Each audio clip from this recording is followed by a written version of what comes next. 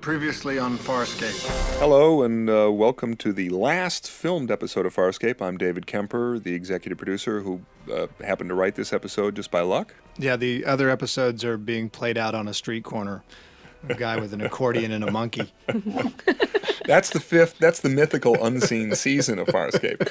Well, that's Ben Browder sitting. But what you're looking directly at to my right left. here is everything of the first 4 seasons. That's 4 seasons in, what, 30 seconds? 1/2 second each for all, 87 episodes. Yeah.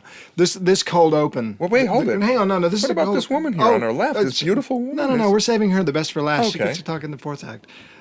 Claudia Black is here, and David Kemper to my right. I'm Ben Browder, and I got to talk about this cold open. The cold open is the first opening before the credits of a show.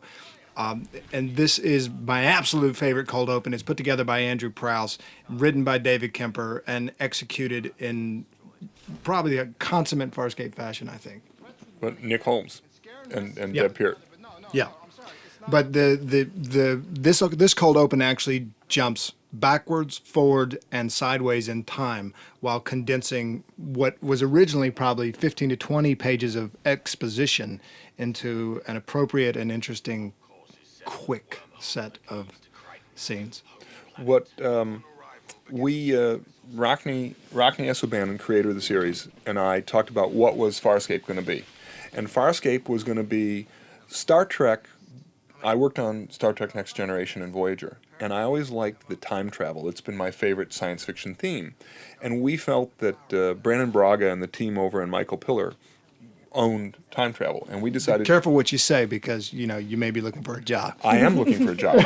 That's why I'm bringing their names up. If Brandon, I can't even say his name. But what we decided was Farscape was a show about the mind and about emotions. And we wanted the show to appeal to women even more than men, which is why we pinned so much on Aaron Soon and the other why you cast Ben female Browder. characters. It was a very, very good decision. Well, we felt that he would be an icon for the female community a bit. Pretty much everyone. Yeah, and so what happened was, as we went on, there was no way we could get around from time, and Andrew Prowse in particular loved intercutting things and loved films like Memento and kept challenging me in particular to write things that were non-linear. That's right. Andrew and I were talking about this the other day. I think we are the generation that doesn't like linear storytelling. When Ben and I were talking about this in another commentary, and it's, after Pulp Fiction, it's made it more palatable for a broader audience to accept that stories can be told in different ways. Well, this one, if you've never seen Farscape and you tune into this episode up front, you're confused. Yeah. I think if you're a Farscape fan and you watch this episode, you might be confused. I think if you're a member of the cast after 4 years, you were confused when you picked up the script. But David would write these segues in and out of scenes where the last word or the last sentence spoken could possibly be the same first sentence of the next scene with 2 completely different characters. We would, a method of expediting, getting all that exposition out and still being able to create something that was interesting. Most people would watch episodes with me and say, what's going on? And I'd say, actually, the questions you're asking are answered within the episode, and at this point, you're not supposed to know what's happening. Well, here are the 2 teams of lovers, the guys talking about the girls and the girls talking about the guys, and it was just, our show got to be so familiar within ourselves.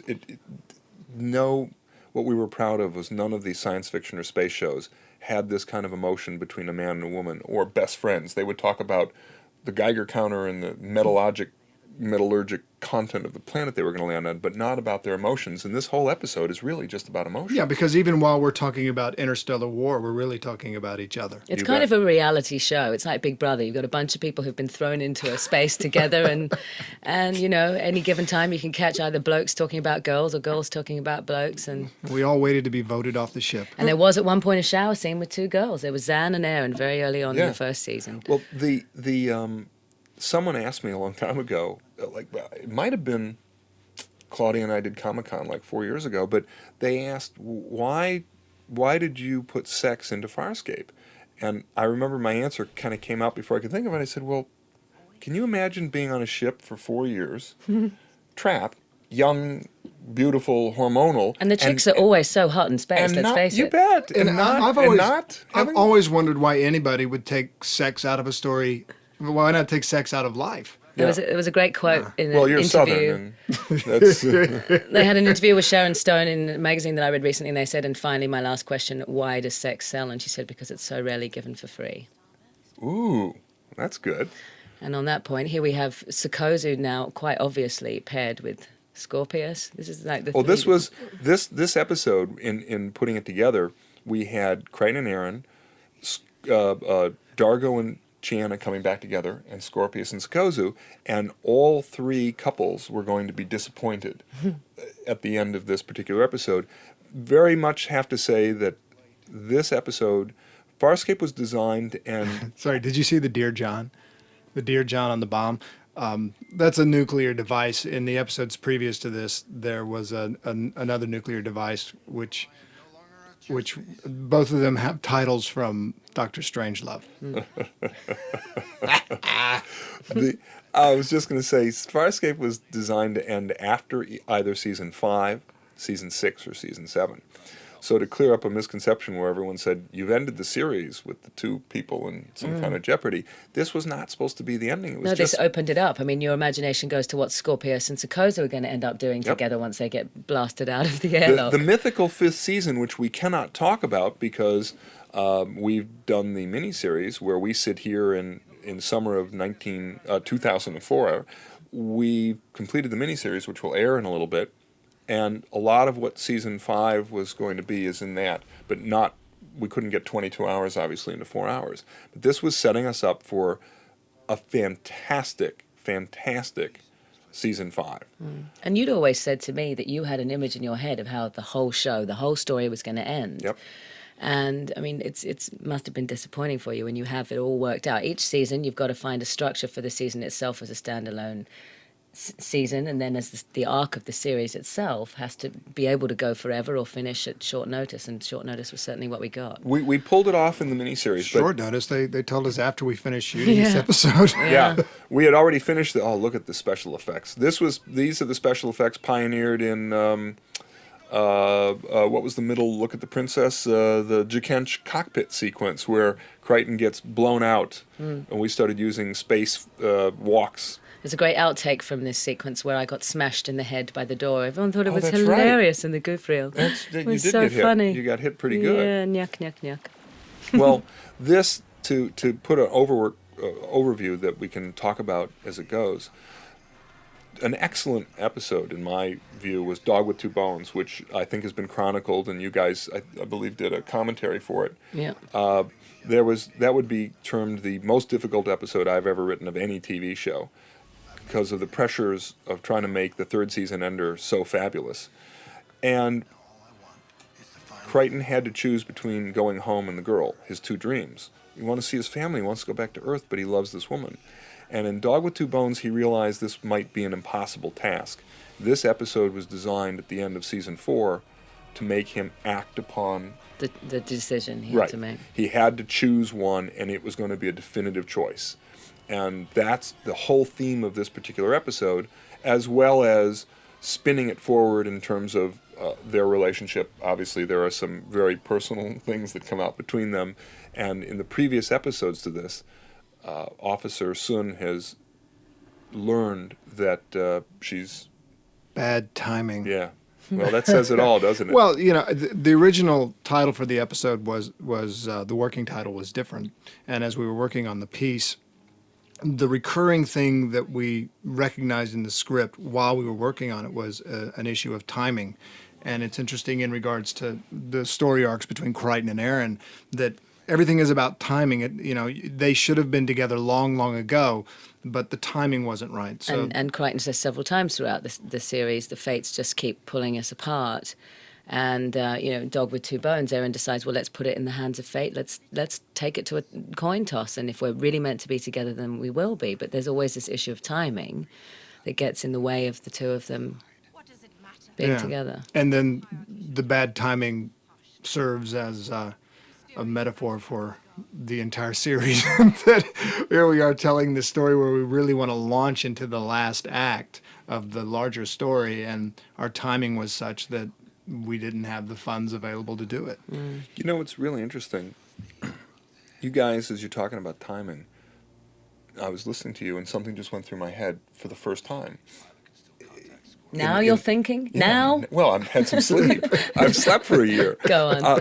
I look at this, and I'm thinking, as you guys are talking about why they didn't get together, bad timing.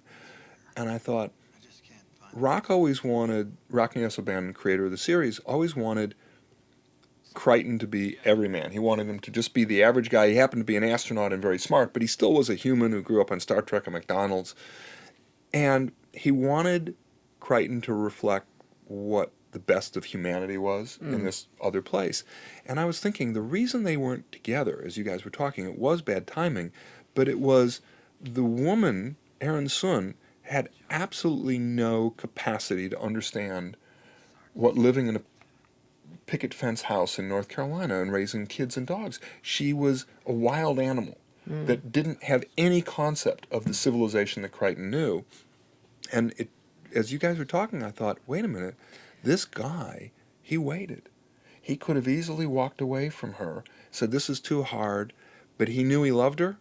And even when she didn't know that she loved him, and even when she wasn't ready to be, he waited because he knew, he took a gamble. But he thought when the show starts, he thinks he's a pilot doing a test drive in his module, and he gets thrown into this world where he becomes something. His destiny has changed, and he becomes what he has to become to survive. And in the process of that, meets a woman who can't understand his world, and they find a middle, playing field, a common level playing field where the two of them can be together. And that's their home. That the two of them together, that's, you find that a lot. When you fall in love with someone, as long as you're with them, you feel that you're home, and everything else can go to crap. But as long as you have each other. And they've had so many obstacles just being together. And I always like that whole concept of fate in the show, that if we're inexorably meant to be with each other, regardless of the fact that we can't possibly understand each other's history, just being in the moment together, if that's possible, then that's what we'll take. That kind of sums up the three of us sitting on this couch, doesn't it? I mean, I agree with you completely. And Crichton had to wait for the girl. And along the way, what you found is that Officer Sun would wait for him in his darkest moments. That's when she rose and shined. She didn't bail. She's spending a lot of time this year waiting for him. Yep. That's right. So hence, the issue of timing. When is the right time for people to be together? And no matter what's meant to be, sometimes you have to wait for that moment. This scene is a deliberate callback in terms of just the tone and the two of them sitting together to Dog with Two Bones, when we introduce Melissa as she's Monty. offering up drugs and again. the one who gives her the drugs. And this originally in the scene, everyone in this episode, as it's established in the previous scenes, is an obstacle for Crichton to overcome in order to get this stuff out of his head and to solve the problem. And the one request I did ask, because if this was we didn't know if this was the last episode we were doing or not, the one request I did ask Andrew to pass on was, if we're telling a love story, she should really be the one that understands what he needs at any given time. She shouldn't be another distraction. So I asked if she could possibly be the one in this scene, yes, to remove Naranti out of the way, but not to be an additional distraction. I wanted her to help him come to some space in his head where she was part of the solution and not part of the problem. Yeah, it is the moment where exactly that, where he turns and looks at her, and she provides the answer just by being who she is, which makes it right, as opposed to it constantly being the problem. That everything else is a distraction, she is his universe, and through that, the two of them will always be able to get out of it, whatever it is. That's well, you guys, the process that you're talking about is reflective of what many good TV shows are. You look at 24. It's still a plot-driven. I know the guys that do that, and the writers are very important on any show. In the beginning of a series, the writers are more important than the actors because they're crafting this thing, and the actors are following along. And as the series progresses and it shifts into years 2, 3, and 4, the actors become more important. They become the face of the show. A writer can get fired and the show can continue on, but if an actor leaves, the show dies. And the reason actors take over that power on a TV show is they start to understand the show as well or better than the writers on a gut level. We're crafting moves and scenes, and we're coming up with surprises, But on the gut level of two people sitting and looking at each other across a table and having to deliver lines, you guys know the series better than we And will. sometimes The it other comes thing down is, to- I'm sorry. No, no. I was you just go going to say ahead. it comes down to an issue of beats and moments. We are the ones that have to play out the moments, and sometimes they play better without words because we've played them before with words. And the amount of stuff that you have to handle to have the entire show in your head, what you've written before and what you are yet to write, you have all of that in your head. And if we are, for a moment-to-moment basis, the ones sitting on the set, we'll know how we can take this beat and make it slightly different from the last one. And Well, the man, other, that's the why other we thing see is, that power. Yeah, but because the writing staff, because you and the writing staff allowed us reign and freedom, Yeah. and then supervised that reign and freedom. In the process of telling this story, we had to learn to tell the story from a writer's perspective, not from an actor's perspective. It wasn't about The process of collaboration as it Educates. evolved, educates the person involved, it educates the actor, and so the actor can say, I think that this scene should happen. It feels right for the story. Not that it feels right for me, that it's easy and I can play that it feels right for the story, it makes it interesting, and then that sort of synergy feeds back and forth between the writing team and the actors, and it's a great credit to the writers on Farscape that they were able to engage the actors and the directors in the process. Often what happens is that the writers will get pissed off, and even if they do get pissed off on Farscape, they would still keep us engaged, and the actors will get pissed off if they're not allowed in, and the directors and everyone in between. But there was a tremendous collaboration, which it has been talked about repeatedly, but it's a generous offering from the writing staff to allow the actors to be engaged in the larger scope of Yeah, I storytelling. mean, actors are always trained that the script is sacrosanct, and even, sometimes it's down to the punctuation, and we should be expected to deliver that. And sometimes with the tyranny of a television schedule, we don't have time to get the pages until maybe the day of, that you're shooting it. That allows a little bit of leeway for everyone. The writers have to relax and say, look, we know it's, you're getting it today because we've had to change something in the story because we haven't got an actor, so we're shooting something different today, or whatever it is. Everyone had to learn to be flexible. But everyone... I'm sorry. Yeah. This is your guys aping Dog with Two Bones, the same. We Yeah. copied the blocking. Yeah, I mean, Yeah. I was giving you guys credit. Everything you said is exactly correct in terms of the writers. But what we did is we were just smart. We were smarter than the writers that didn't understand that if you have people who, you guys became part of the writing staff, and a lot of the writing gets done on the set anyway. So in a way, you become adjunct part of the writing staff, and we realize that they're valuable people. You'd be an idiot not to use talented people who come up with good ideas. I mean, and imagine to if we'd been force- shooting it in America, though, and we had a serious be a lot- it would network. be a It would lot have been more- a very regimented Well, show. it's because we were in Australia and under the radar and nobody knew that. I just remember early, and you guys will recall in the first season, I fought like hell to get Ricky Manning down to Australia. Thank For a goodness. while, there was just me. Yeah. And in the beginning, I realized I couldn't write and supervise the writing and be on the set. So it was basically we had to throw it over and trust you guys. As I'm jumping in to say, we always tried to add something new, and that break the rules, if you will. Here, Pilot cannot be separated from Moya is our mythology without dying. And I said, well, except for this thing.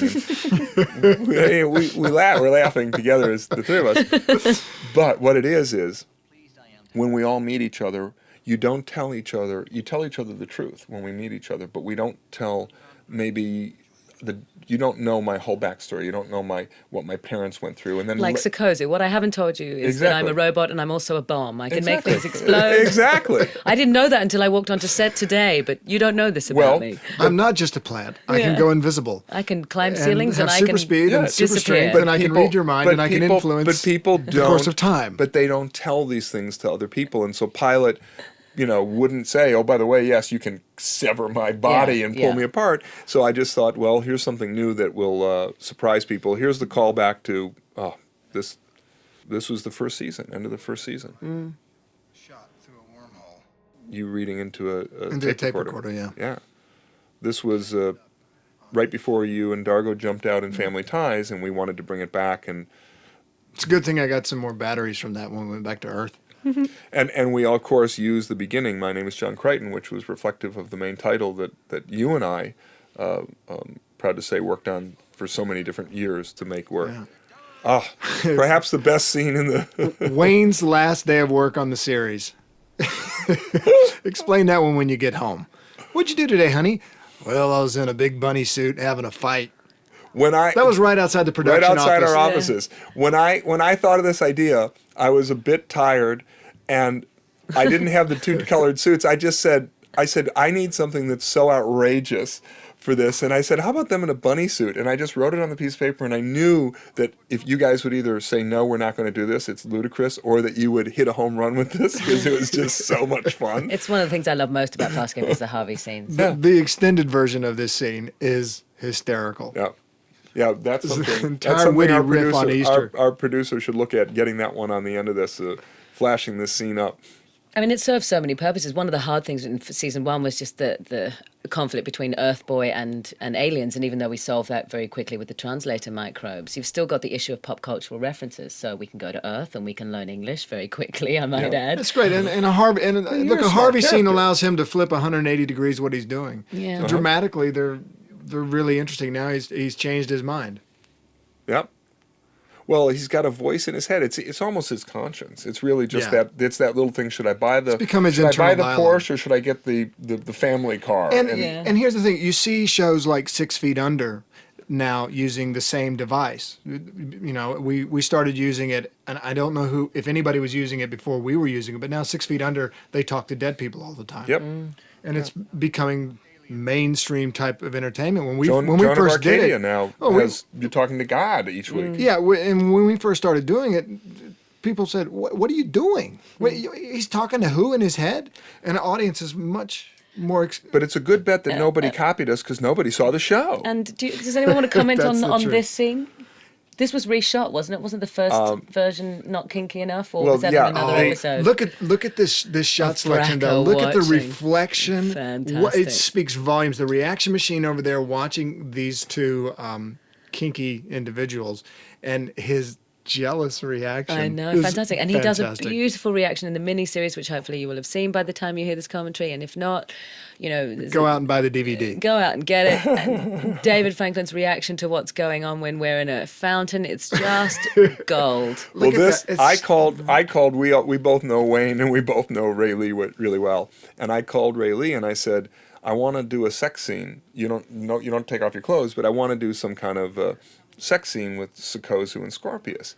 And they had already established that there was a bit of S&M between them. And all Ray Lee said, she giggled in the phone, and we both know her real giggle voice, and she said, just make it really kinky. Yeah. And she said, and we'll have fun with it. Yeah. So then I called Wayne, and I said, do you want to do a kinky sex scene with Ray Lee? And what I heard was this on the other end of the phone. Can I do it with David instead? What he really said is, "Oh, what time? Because I've got to rearrange my sock drawer." Yeah, exactly. And Wayne said, he said, you don't have to write anything, just write, they have a kinky sex scene and we'll make it up. And I called Andrew and I said, Ray Lee and Wayne want to do a kinky sex scene. And Andrew said, yeah, don't worry, don't write anything, we'll just do it ourselves, which is literally... all I said was they're in a kinky sex scene. I let the three of them block it themselves. Actually, I was thinking about the one that Scorpius has in with Natala, where it just looked like it sort of visually it read too much like a normal sex scene, and they sort of went back and redid it so that it had more alien spice to it. That Alien Spice. Should sell that as a cologne. New on Sci-Fi at midnight. Alien Spice. Alien Spice. There's a series. It's the subscription Silk service stockings. of Sci-Fi. Silk stockings will be on at 3 a.m. Here's something interesting, because we're not paying attention to the show at all. As I look up and see Pilot up there, and the ever peripatetic I'm in, I'm out, Paul Goddard is Stark. Oh, do you see that sprayer? I'm sorry, I got to comment on Go. that sprayer because I had a conniption on set about the sprayer. They basically brought in the garden sprayer with the little weeder. squidgy thing, Yeah. and they dressed it up, they tarted it up with gold and stuff, and when she was using it, she's just sitting there pumping it. I go, You just took the weed the weed killer from the garden and you're spraying it on Pilot. It looks like the weed killer bottle.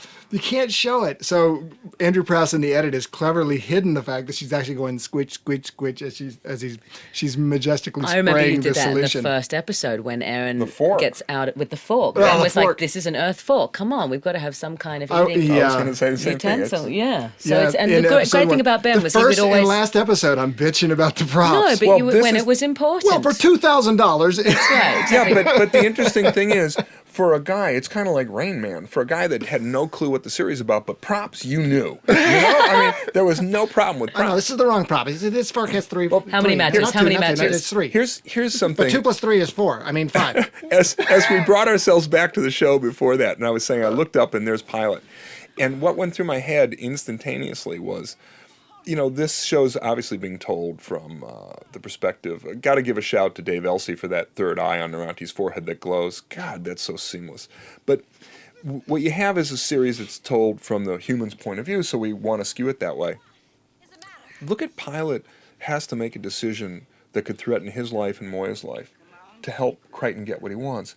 All of these people, including Aaron Sun, somehow were magnetically drawn and captivated by this guy because it was his story, and they're all willing to They make, wanted the paycheck. well, they were all willing to make sacrifices for Crichton. I mean, everybody stepped and there's only one reason that all these characters would make a sacrifice to help one guy get home. I mean, normally at the beginning of the series they would have said, "Screw you."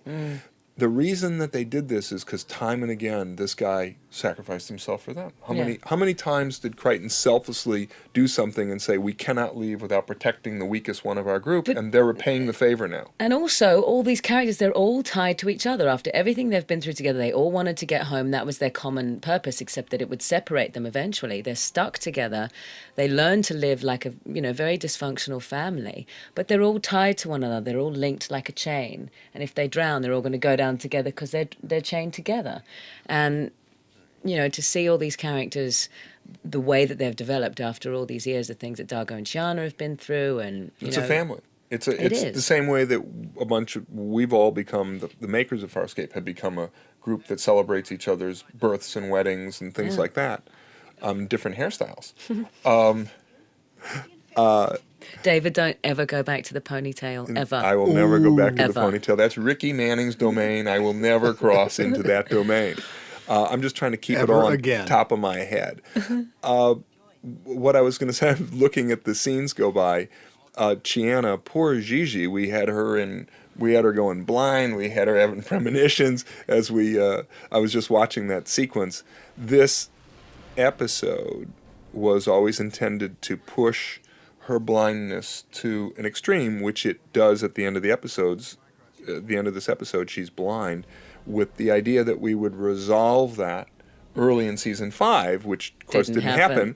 And now you will have to, and hopefully have seen the miniseries, to see the resolution, which would have taken 4 episodes compressed into 4 minutes. But we do solve the problem And when for you the say audience. poor Gigi, I mean, there was trying to work out the context and all that sort of stuff. But an actor getting afflicted with something, with an adversity, you win awards. You give an actor like Rain Man, as you said before, you give them an adversity and they get an award. Except for me, I'm the Susan Lucci of the Sci-Fi Saturn Awards. Always the bridesmaid, never the bride. Well, we've got one more shot now. You gave me so many afflictions in season 3. We've got one more shot for this. Well, now, here, this early on, Great moon, look at that. Crichton is going back to this scene. I had this scene in my head. We were working on this since the beginning of the year. I said to them, can you make him float?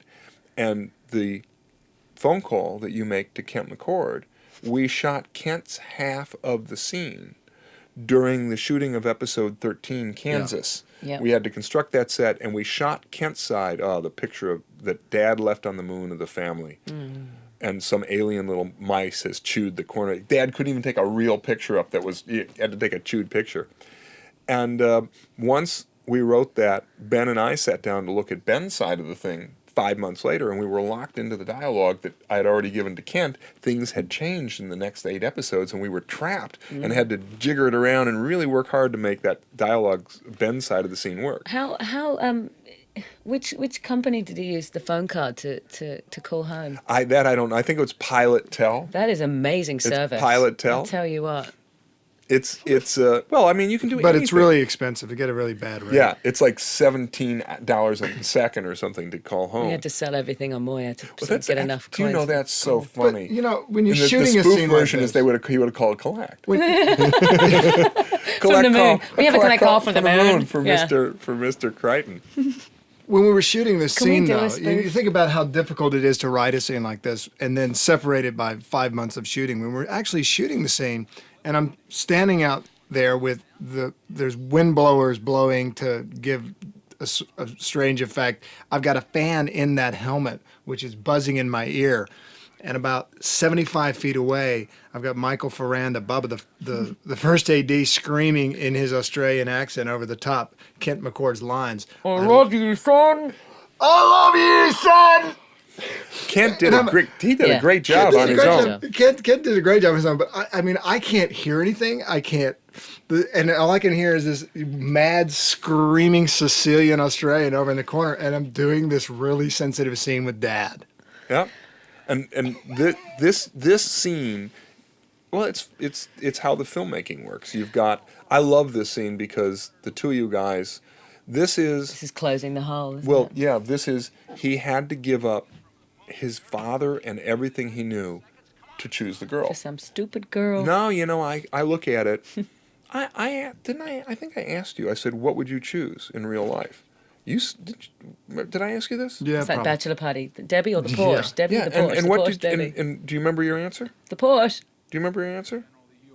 What did you ask me? I said, what would you do if you were Crichton? Home or the if you girl. were- Would you go home or would you stay with the girl? I'd stay with the girl. Yeah, you have to if you're in love with somebody because when you get married, people move to different states. Claudia's right now living in the United States and in England. I've moved away from Michigan. And You've moved I'm away living from in a camper van right behind where Claude's living. Yeah. Ding, ding, ding, ding, That's ding. right. That's right. Wherever That- Claude goes, I take the motor home and I go. If you come to LA, It's like, wait a minute, I chose never to go home. What are you It's- doing? Where are you no, going? come to Any LA. trailer park in the world, baby, you name the state. Come to LA, get off the 405 freeway at Wilshire, and as you come down, if you look to your left, you'll see one man with a beard with a sign that says, "We'll work for food." You look to the right, Ben has got a sign that says, "We'll act for food." He's got the whole right side of that exit ramp Mine is sewed up. will act for the girl. Yeah, we'll act for the girl. I've got a question for you. Mm-hmm. We shot Aaron coming out onto the moon to get Crichton to say it's time, and it's cut. Is that God of timing or a choice that you only wanted him on the moon? I believe that was Andrew and Nick trying to get the thing down. That's because God timing. that is correct, and if we're doing an extended version, depending on what Chip, our producer, is going to do, what I thought was very important in it, you guys carried the theme earlier, what you were talking about, Aaron coming in and knowing what was right for Crichton. This was about Aaron having the patience for the man she loved, and so what was scripted, as Claudia is talking about, is that Aaron actually goes out. This guy, it's hard to leave, knowing he's never going to see his father.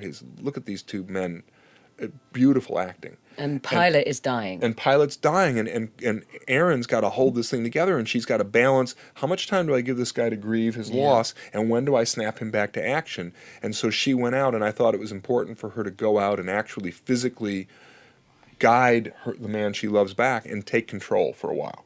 And because he was in an emotional place that he couldn't be in control for a couple minutes, and she had to snap him out of it. But Shout to Kent McCord in this. You got to give the big shout to Kent McCord. He's Fabulous. fantastic in that scene. Fabulous. No, I believe that scene had to have been cut for timing because this episode, again, every episode I write is always a little long because I don't necessarily. He uses the word little. Well, But little has a varied meaning. I will say that I think I've discovered about the show with myself is that, and I tried to put it into effect in the miniseries to hideously poor effect, is that I would write a scene where you guys in particular, or Gigi and Anthony, would have emotional content, and I would underestimate what you guys could do. Well, with the silences, let me tell you something. As I was thinking of coming to see you guys, I read an article the other day in Mojo magazine about Bruce Dern, and Bruce Dern was talking about Robert Altman, and Altman said to him, "Can you read between the lines?" And Dern's response was, "I live between the lines." And I ripped that page out because I was thinking it described the two of you. Yeah. That the lines became the template for you to do the emotional content, and emotional content, if it's done properly, adds time. So all of my eps had a lot of emotion. You guys would expand it, not badly. It's brilliant, and then things would. I would have to write a 38-page script to accommodate you guys when you were in your stride.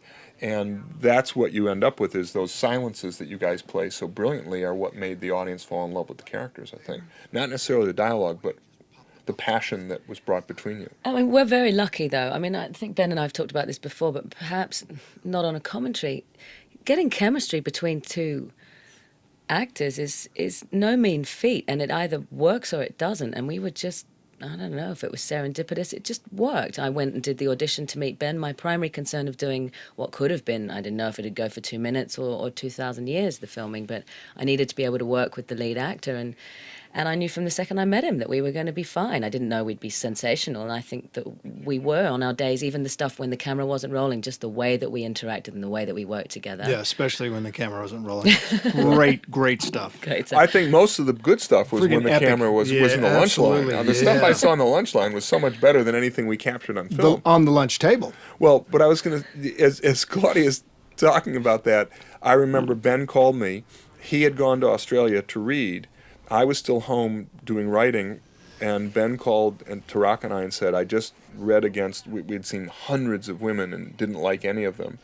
And Ben called and said, you're going to get a tape with 5 women on it, and one of them is Erin. And I said, which one? He said, I'm not going to tell you. He said, but one of them I completely clicked to. And she works, and she's got to be Erin, and you have to choose her, and I'm not going to tell you. And if you choose her, then we know we've got the right one, and it was you, and we chose you without even thinking. Cut to the casting people in Australia having to do what they do for a living, saying to me, look, if you sign the deal memo today, we'll place you in a positive position on the audition tape, but if you're not that into it, then, we'll just send the other girls over and we'll leave you out. Blackmail, were you? Yeah. Wait, we better say something about Francesca Buller that we just saw there on camera, and just say that amazing. Ben knows Fran from in a private way, and in the biblical way. And every year Rockney and I sat with Ben and Fran. We all went out to dinner. You and I had a dinner early where we kind of talked to each other. Oh, we better get into the story here, shouldn't we? You guys take over. I'm is done. that they gave my wife a role every year. And she far exceeded anybody's expectations. She's the real deal. Look for her in the miniseries. All right, you guys, all we know here is I just had to say, I kind of wrote some dialogue, and then you guys may remember I just said, well, do what you want with it, and don't, just for the boat? For the boat scene. I just kind of wrote a template and said, don't bother calling me, and just have fun. And you guys turned this scene into something great. More than half of what's there is not scripted. The intent is there. But I think the intent was that it was a matter of simplifying it, because we didn't have, this had blown out, as a lot of our season enders do, because there's so much material, joyous material to sort of chew into, and we just had to find a way to simplify it down so that... But what you guys said came from you guys, and it works so well. I don't have comment on it other than to say, when I saw the creature that shoots you guys, I thought it was a real actor. And Dave Elsey, when I went down there and found out... The best actor he'd ever seen, in fact. He wanted to recast Crichton. See, that's the thing about David Kemper. He knows a real actor when he sees one. Yeah, and I said, really puts into perspective everything positive he says about you, doesn't it? He goes, that guy's great. I thought he was... He's a natural. He was, and he delivered the lines as scripted. Touche. And then do you know who the actor was that delivered that alien's lines as scripted? Was that you? Yeah, we'll wait for it. Okay. Because I never knew. It's always one of you guys putting on a voice and doing something in ADR. When they finally do the coffee table compendium of this when we're all in our 90s. And we can tell the truth. The truth and the secrets of who did what and what was going on. And now, do you know that Ben was not wearing pants throughout this whole scene? It was hot. Well, that would be Anthony, wouldn't it? Wearing the Dargo suit. Putting me behind a desk, I can't wear the full suit. I always wanted to go in and do Sandy Gore. Sandy Gore has the most unbelievable voice. And when she was torturing me, I said, if she's not available for ADR, let me have a go. Here we go, on the boat. Crichton, of course, has his father's ring. It was hot that day. It was stinking hot, wearing full leathers, full travel coat. Stuck in the middle of the lake. Erin really wants to tell Crichton. She's very white. It's interesting. She's sort of... now, see that coin? we were looking for that coin, Everywhere. and it's missing. It is. Somebody out there has that coin, and whoever can return that coin to me, I will pay them $500 for the coin that we tossed. Wow. $500. Wow. $500 for that coin. I want that coin. We had to use a different one. I'm going to make one when I get home out No, of a I'll soup recognize can it. I'll lid. compare it. Well, So we had to use a poor substitute for the actual coin toss. here what you have is the culmination of the series, probably its most emotional scene. And Claudia, tell what Erin's afraid of. I was actually wanting to hear because you had to interpret it. She's afraid to tell him. She doesn't think he's, well, about the pregnancy. She just... Why is she so worried, though? Does she think he won't stay? Well, yeah, she's not sure. She's just learned not to expect anything. I think that's something that we learned shooting the show, and it's something that Erin has learned. She just, even though she knows, sometimes women need to hear something several times to really get it. Doesn't matter how many times a guy says he loves her. She may not, in her heart, the way she's been brought up, the way she's made, she may not really hear it when it's said. And I think she needs... Yeah, She- and to What, is she compliment afraid that that, he'll I'm run away? actually taking my time here to let her fear build. Yeah. Sadistic bastard, aren't you? And I But was and the other surprised. thing is, but I did ask first if you were okay. Yeah, Are you but okay? I was surprised when I read it. I was like, gosh, after all this time, she doesn't have confidence that he's gonna be all right, that the baby's coming. But it's good because on Earth, women would presume that it's okay. Mm-hmm. But this is an alien universe, and she can't presume that he's going to be delighted that a baby is coming now into this world after we've been dealing with nuclear weapons. Him not being able to go home, she can't predict how he's going to respond, and this is his response. And I thought the best way to counterpoint this incredible, joyous, and sensitive moment was to have the chorus in the ship, and Rigel and Yeah. Tiana explaining, "You idiot, they're engaged. Engaged in what? He proposed. the Proposed commentary. what?" it you know what, that the peanut gallery commenting on what's going on absolutely takes any possibility of stink off the scene. Yeah. Yeah. It's a clever use. Oh, the audience. See, And- this is and what Will the You audience has Marry Me? been And- waiting for. Yeah, It's- but we don't have a big build up to the Will You Marry Me. It comes out of something else, and that's good. Claudia, Give it- you're so vulnerable in that shot Yeah. that if anyone looks at this shot, if anyone looks at Aaron Sun from the first year, They wouldn't believe it. to see the transformation, that's the part that most fans that are watching this won't understand how hard it is to modulate that growth over 88 episodes. But what a great journey. I mean, I always knew that she was going to be a fantastic honor to play. And she's pregnant and she's engaged, wearing, this is his mom's And she's wedding totally ring. in love, and you've never seen her look at him like that ever before, really. I mean, And when that's you a can very- do that, and shoot a guy down blindfolded at 300 yards, you got the whole package. Yep. the full box of dice. You won't be trading her in for an upgrade.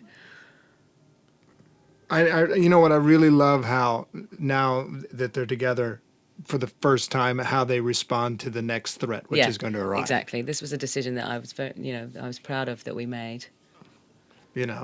Because the temptation is to furiously, they're rowing back for the boat. They're going to try Yeah. to get out of it. And Look at this shot. I love This lovely kiss. Now, remember, as you guys know, this was supposed to be the end of season 3. The crystal. I had Yeah. written the crystal shattering sequence at the end of season 3, freaked out, and then rewrote Dog with Two Bones. I love this. The bad guys show up. Yeah.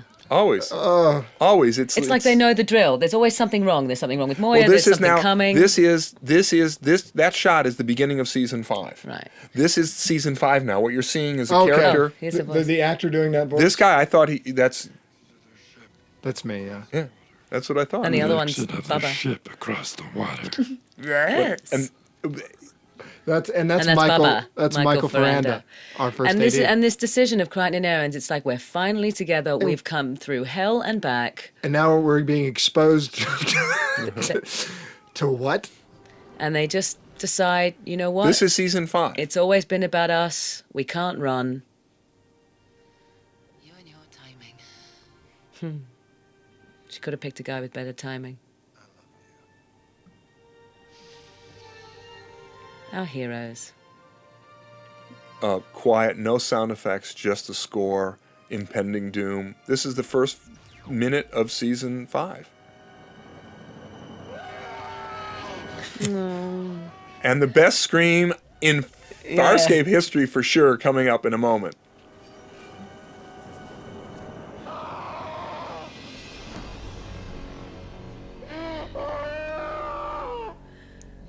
by this stage, people watching it live for the first time were calling their therapists and I asked them, can you get the wedding ring on top of all the crystals? I was going to ask for a technological explanation for that, but I won't. no. Well, it just says it 'Cause all. to do that at the last moment. Lost hope. There's the wedding ring. This is what could have been. And Now they're finding more together, intermingled than they can ever little be. did And we the know to be that continued. that the series was over. Now, I have to say to you, David, right now, I want to know, are we going to put to be continued on the end of the miniseries? No. All right, and I now, think you should. for the first time ever, total silence as the credits roll. Right. That we took as a we knew at this point posting this that the series had been canceled. So our own little requiem was to have no music play out, and this was the final. We thought at that time certainly would be the end of Yeah. Farscape. Let him listen to the wind for a second. Ah, you hear that? Oh, I can Was just that hear you the too? buzz in Did your you do eyes, that man. in ADR too? You do everything in ADR. You are so. It's a sad wind blowing. But it was a fun journey. Well, it's not over. I predict you guys will be suiting up again after this Play the miniseries. parents of, Well, in we the better spin-off show. start dieting, get back in those leather pants You again. never know. I'm There's skinny, man. I've had no free Take food a look for... at William Shatner and Leonard Nimoy, and then Now, project. you need to put some weight on. You mean I'll be selling cell phones on Eat television? those mashed potatoes. We should be so lucky. Thank you, everybody. Goodbye.